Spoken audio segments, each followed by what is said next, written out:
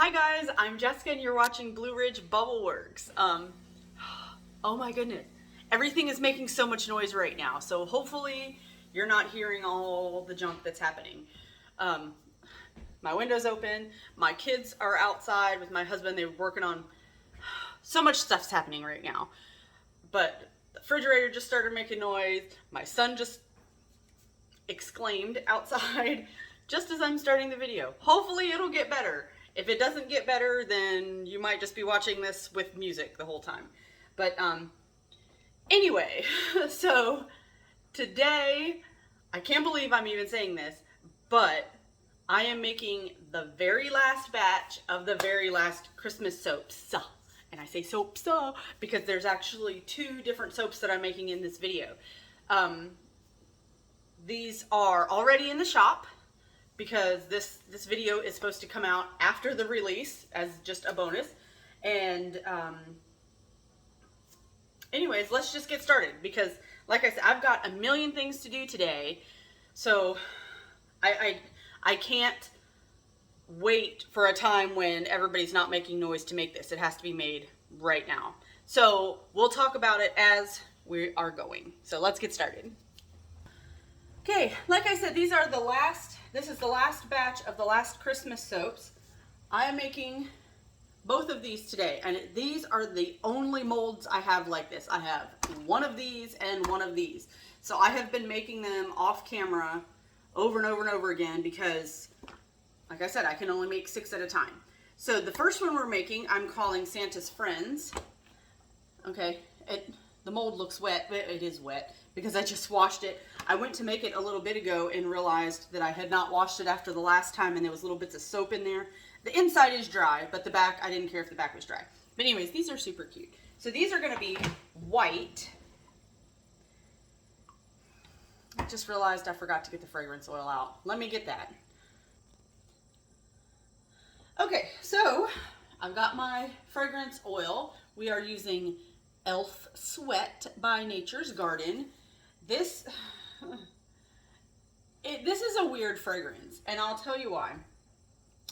In the bottle, it smells fizzy, but it smells like there's like this weird undertone in it. I don't know what it is. Then you mix it in with soap, and that undertone is the only thing I can smell for about a week. After a week, it completely morphs and becomes absolutely amazing. This fragrance I used last year in some of my Christmas soaps, and it was the first time I had used it, and I honestly thought I was going to have to throw them away because they smelled so weird. But then, like I said, after a week or so, it literally became my favorite Christmas soap that I made last year. Absolutely amazing. It smells like ginger ale. It's sweet. It smells bubbly. I don't know how to explain how something can smell carbonated, but it smells carbonated. It is amazing. I love this fragrance. It does discolor to kind of a tan. Here, let me grab one. I've got one that I've already done. So as you can see, this has got white. I used this, the matte white pigment powder for oil from Crafter's Choice. I used that in this. It does discolor, as you can see on the back. It does some weird stuff sometimes, but it smells so good. It smells so good. And I'm going to paint these. That's why they're just one solid color, but you'll see that later on in the video when I paint these. But this soap, I'm going to call it Santa's Friends because there's a sleigh, which I just showed you a sleigh. There's a reindeer and there's a snowman. And they are just perfect for kids. As a matter of fact, the last of the Christmas soaps that I had from last year, the lady who bought all the rest of these bought them for her children because she said that her husband was very sensitive to smells and he really liked it and she really liked it and the kids just loved it. But anyways, so since this entire batch is going to be one color, I'm going to put 1 teaspoon of this white directly into the oils. So, and I'm gonna get that all mixed in with the stick blender.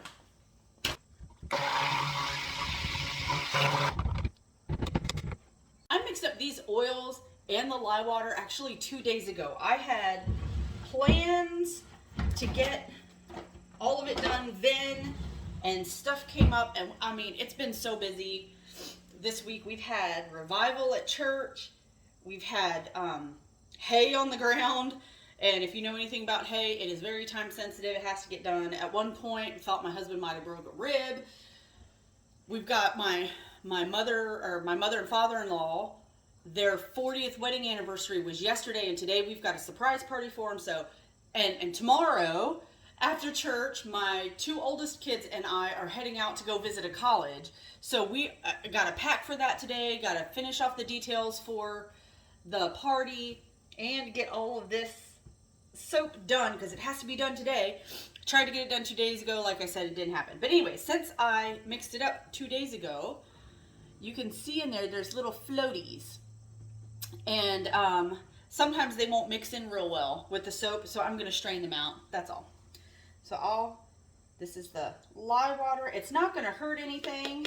The lye water sitting there for a day or two doesn't hurt anything, but I just don't want those little crusty things in there. All right. And I'm also going to go ahead and, no, I'm not. I'll wait. Okay. I was going to say I'm going to add in the fragrance oil, but I want to get this mixed in first. All right. So that's mixed up good. I'm going to go ahead and add the fragrance oil. And I'm just going to try to mix this in. Oh, look at that. See, I have to spill at least a drop at some point. All right, everything is really cold today. I know I've been talking about making these Christmas soaps when it's still warm and everything, and it is nice. It's supposed to get up to 80 today, but it was in the 50s last night, so this sitting here is really quite chilly for soap.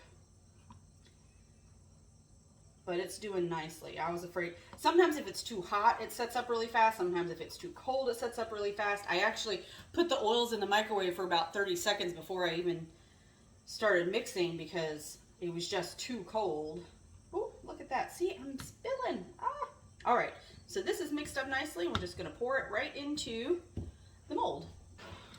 All right, so I really like this mold. It's so fun. It really is, but there are lots of little details in here. So it has to be poured slowly to make sure that it gets into all those little crevices without any air bubbles.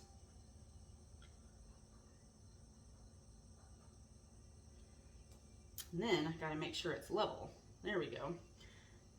It's weird how it looks like it's level, but then once you pour soap in there, you can realize one side's a little bit higher than the other. This just looks so nice and creamy.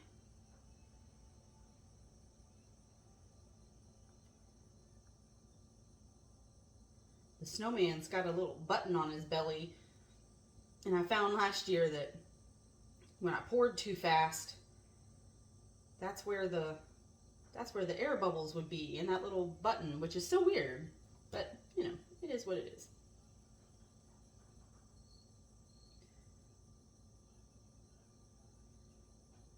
But anyways, I was telling y'all about this party that we're having for my in-laws' 40th wedding anniversary. It's a surprise to them. They have not said a word about it being their anniversary, which they never do. But, you know, I would have thought they would have been like, oh, it's our anniversary. It's 40 years. They went out to dinner last night, and that's all that they've done. They've done nothing extra other than that. And there's actually supposed to be a meeting at church tonight. Well, there isn't. The meeting's been canceled like 2 months ago, but they don't know that. So we're going to get them up there, and that's where the party's going to be. It's going to be so much fun. They'll be so surprised. And it's kind of funny because I ordered their cake. Ordered their cake a little while ago, and I went and picked it up yesterday, and they had done it wrong. I ordered it from one of those, I don't want to say exactly where I ordered it from, because anyways, it's one of those great big stores that you have to have a membership to. And I had ordered it to say happy 40th anniversary. I went to pick it up yesterday and it said happy 40th retirement. Happy 40th retirement? What in the world? Who retires 40 times? How did that not get caught? So I saw it immediately, and the girl who brought the cake out was like, oh my goodness, I can't believe this. We went and checked the order, the paper that everything was written on, and it was written correctly. Somebody just really messed up when they did the cake.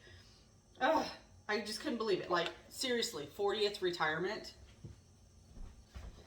Anyway, so they were able to fix it for me, and obviously I had to wait for them to fix it. And so they ended up giving me the cake for half off, so that was nice.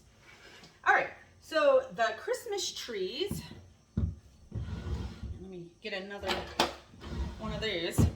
The Christmas trees are going to be scented in Bay Rum by Nature's Garden. I don't know how they came up with the name for this. I don't know. Bay Rum is not what I would think. This just smells. Oh, this is the perfect Christmas tree scent to me, because it's got, you know, it's got that evergreen smell, but it's also got some. It's got a little bit of spice to it, so it's the best of all the worlds. Anyway, so I used both of these fragrances last year, and I loved them both, which is why they have made an encore this year. Not all of my Christmas fragrances were ones that I had used before, but these were ones that I used last year that I just absolutely had to use. So the Christmas trees are going to be colored in Savage Garden by Nurture Soap. And again, since they're going to be all one color, I'm just going to add it directly to the oils. And again, I'm going to strain this lye water because I measured it, or I made it 2 days ago. And you see it's called lye lint.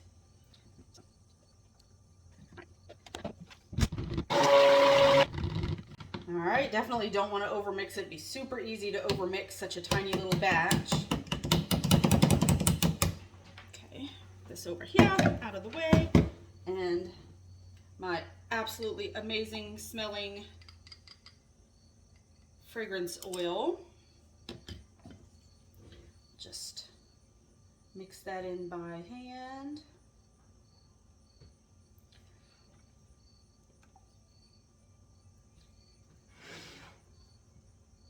Because I know these are very well behaved fragrances.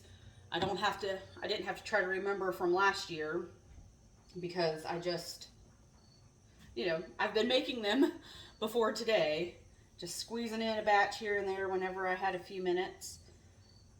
And of course, I should have filmed one of those days, because today is just an absolutely crazy day. I need to pack to go on this trip, which I don't have to pack a lot, but I do need to pack a little bit. And in order to pack, you always have to do laundry. And then of course all the floors are dirty in the house, which the floors stay dirty because we did hay this week, so it's super duper. Oh, it's just, hay makes everything filthy.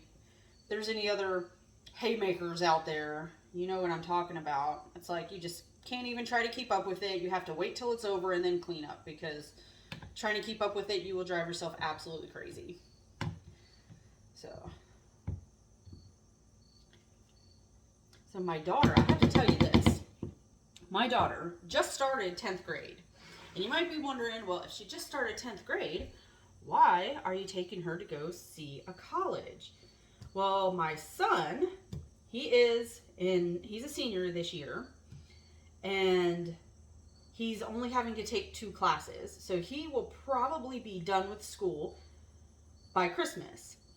Now, he's also working full-time, okay? He works at least 30 to 38, sometimes 40 hours a week. And this week he's actually been working a lot more, because he works construction and his boss has actually sold his house. So he's working on his boss's new house, and they really need to get it done. So he's been working extra. So, you know, say he's only taken 2 classes, but that's all he needs to graduate, and he'll probably be done by Christmas. Well, my daughter, for some reason, she started 10th grade this August, and she just got a bee in her bonnet and decided that she was going to do extra. I think she just decided to do it. We homeschool, in case you didn't know that. So we homeschool, and she just decided one day she was bored, and she's like, what am I going to do? So I have nothing to do. I'll just do extra school. So she did a little extra school that day. And the next day, she's like, I'm bored again. I'll do extra. So she did some more extra. Well, she did that for a little while and then was like, wow, I've gotten really far ahead.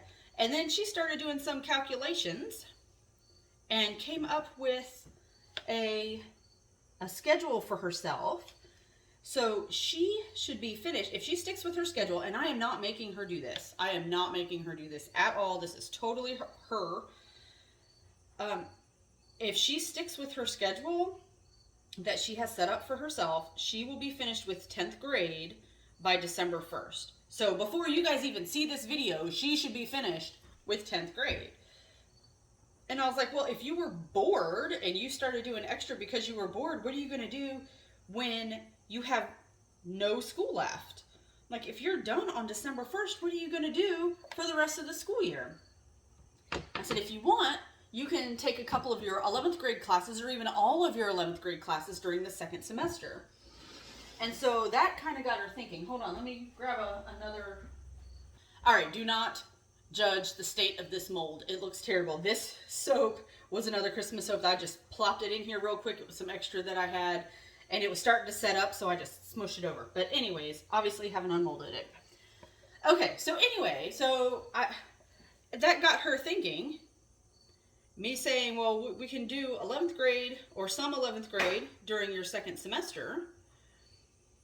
And she got to thinking, well, I could actually be finished with 11th grade by the time I'm supposed to be done with 10th grade.